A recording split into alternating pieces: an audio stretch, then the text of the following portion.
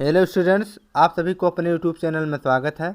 जैसा कि इस वीडियो में आप सभी को इकोनॉमिक यानी अर्थव्यवस्था के महत्वपूर्ण प्रश्न लेकर आए हैं। अब वीडियो आपके बीच स्टार्ट हो रहा है। सभी क्वेश्चन महत्वपूर्ण हैं। पहला क्वेश्चन, भारतीय अर्थव्यवस्था कैसी है? ऑप्शन ए पूंजीवादी अर्थव्यवस्था, ऑप्शन बी साम्यवादी अर्थव्यवस्था, ऑप्शन सी स्वतंत्र अर्थव्यवस्था, ऑप्शन डी मिश्रित अर्थव्यवस्था। इसमें राइट आंसर होगा विद्यार्थियों ऑप्शन नंबर डी यानी मिश्रित अर्थव्यवस्था करेक्ट है। अब आपको बताना चाहते हैं कि ऐसी अर्थव्यवस्था जिसमें निजी एवं सार्वजनिक दोनों क्षेत्र विद्यमान होते हैं और मिश्रित अर्थव्यवस्था कहलाती है। भारतीय अर्थव्यवस्था मिश्रित अर्थव्यवस्था इसका एक प्रमुख उदाहरण है। ठीक है विद्यार्थियों, इसको भी पढ़ लेना अच्छे से। हम तो कहेंगे कि हर वीडियो आप दोहरा दोहरा कर पढ़ेंगे तो आपको अच्छे से दिमाग में बैठ जाएगा।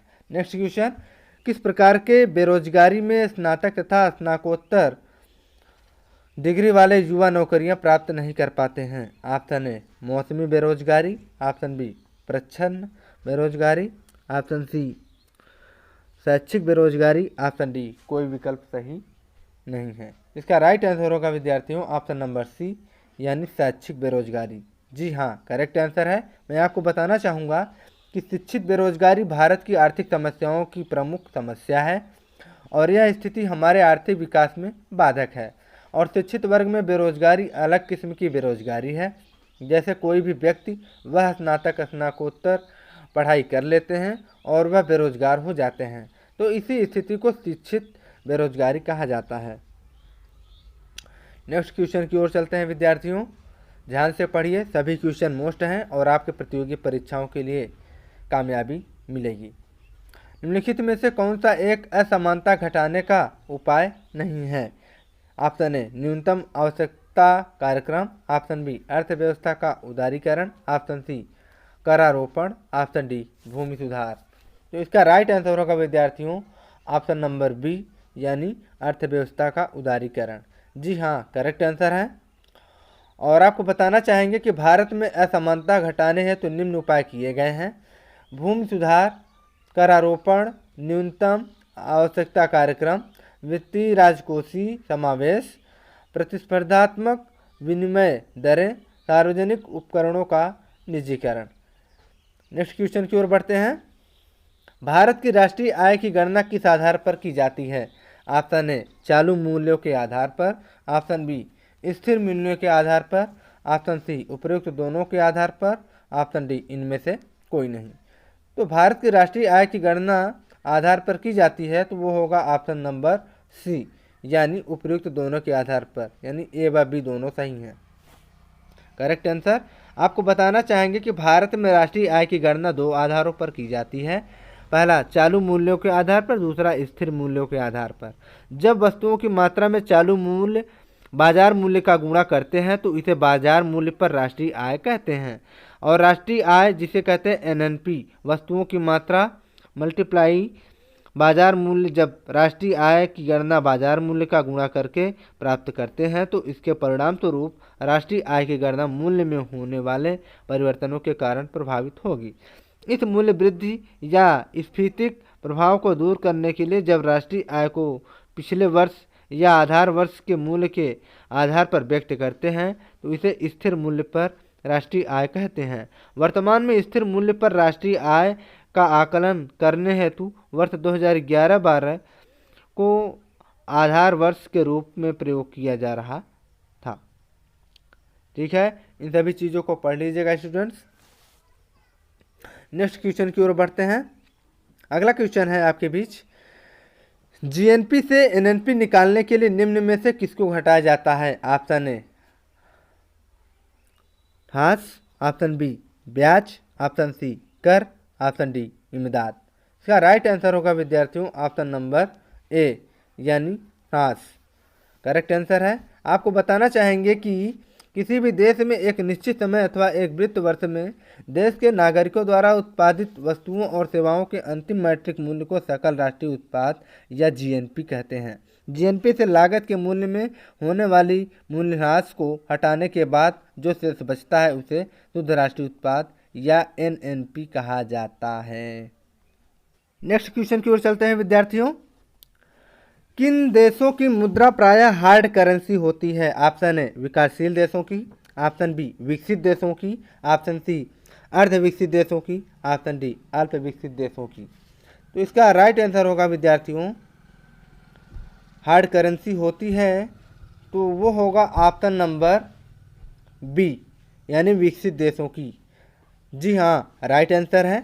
और मैं आपको जानकारी देना चाहूँगा कि जब किसी देश की मुद्रा की मांग उसकी पूर्ति से अधिक होती है तब उस देश की मुद्रा विदेशी विनिमय बाजार में कठिनाई से उपलब्ध हो पाती है। ऐसे देश की मुद्रा को हार्ड करेंसी कहते हैं और हार्ड मुद्रा विकसित देशों में अधिक पाई जाती है।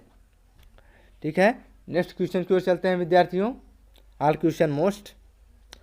मुद्रास्फीति किस कारण से होती है? ऑप्शन ए उत्पादन में ह्रास, ऑप्शन बी मुद्रा पूर्ति में वृद्धि तथा उत्पादन में ह्रास, ऑप्शन सी मुद्रा पूर्ति में वृद्धि, ऑप्शन डी उत्पादन में वृद्धि। तो मुद्रास्फीति की कारण से होती है वो होगा ऑप्शन नंबर सी, यानी मुद्रा पूर्ति में वृद्धि। Correct answer. आपको बताना चाहेंगे कि कारणात्मक रूप से मुद्रास्फीति के कई कारण हो सकते हैं। इन्हें मुख्य रूप से दो भागों में बांट सकते हैं।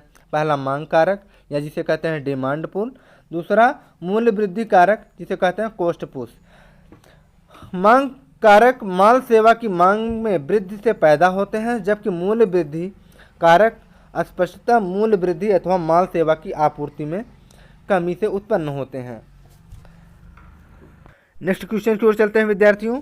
भारत का सबसे बड़ा बैंक है? ऑप्शन ए भारतीय रिजर्व बैंक, ऑप्शन बी भारतीय state bank, option C central bank of India, option D bank of India. तो भारत का सबसे बड़ा जो बैंक है विद्यार्थियों, ये है ऑप्शन नंबर ए, यानी भारतीय रिजर्व बैंक। जी हाँ, करेक्ट आंसर है। और आपको बताना चाहेंगे कि भारतीय रिजर्व बैंक भारत का केंद्रीय बैंक है। ये देश का सबसे बड़ा बैंक है। इसकी स्थापना 1935 में हुई थी और इसका राष्ट्रीयकरण 1949 को हुआ था। स्टूडेंट्स ध्यान दीजिएगा, इससे भी क्वेश्चन बन सकते हैं। नेक्स्ट क्वेश्चन की ओर चलते हैं। भारतीय करेंसी नोटों के पिछले भाग पर कितनी भाषाएं मुद्रित होती हैं? Option A 12, option B 13, option C 14, option D 15। तो भारतीय करेंसी नोटों के पिछले भाग पर भाषाएं मुद्रित होती हैं तो ये है ऑप्शन नंबर डी, यानी 15। आपको बताना चाहेंगे कि भारतीय रुपये के नोट के भाषा पटल पर भारत की 22 सरकारी भाषाओं में से 17 भाषाओं में उनका मूल्य मुद्रित है। हिंदी और अंग्रेजी के अलावा भारतीय नोटों में 15 भाषाओं का इस्तेमाल होता है। कोई भी नोट जैसे 10, 20, 50 पर हिंदी और अंग्रेजी के साथ असमी, बंगाली, गुजराती, कन्नड़, कश्मीरी, कोंकणी, मलयालम, मराठी, नेपाली, उड़िया, पंजाबी, संस्कृत, तमिल, तेलुगु और उर्दू में उसकी कीमत लिखी होती है।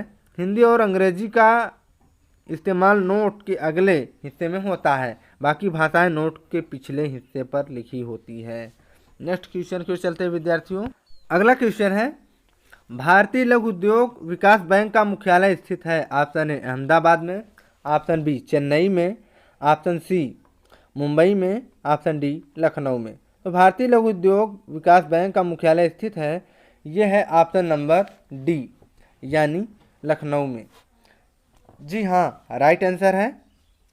और आपको बताना चाहेंगे कि भारतीय लघु उद्योग विकास बैंक या सिडबी भारत की स्वतंत्र एक वित्तीय संस्था है जो सूक्ष्म, लघु एवं मध्यम उद्योगों की वृद्धि एवं विकास के लक्ष्य से स्थापित किया गया है। यह लघु उद्योग क्षेत्र के संवर्धन, वित्त पोषण और विकास तथा इसी तरह की गतिविधियों में लगी अन्य संस्थाओं के कार्यों में समन्वयन के लिए प्रमुख विकास वित्तीय संस्था है। इसका मुख्यालय लखनऊ में है और समग्र देश में इसके कार्यालय हैं। ठीक है मित्रों, स्टूडेंट्स, विद्यार्थियों, और वीडियो को ध्यान से पढ़ लीजिएगा, देख लीजिएगा, समझ लीजिएगा और याद करके अपने एग्जामिनेशन में जाइए और अच्छा अंक प्राप्त करके आइए। Thanks for watching.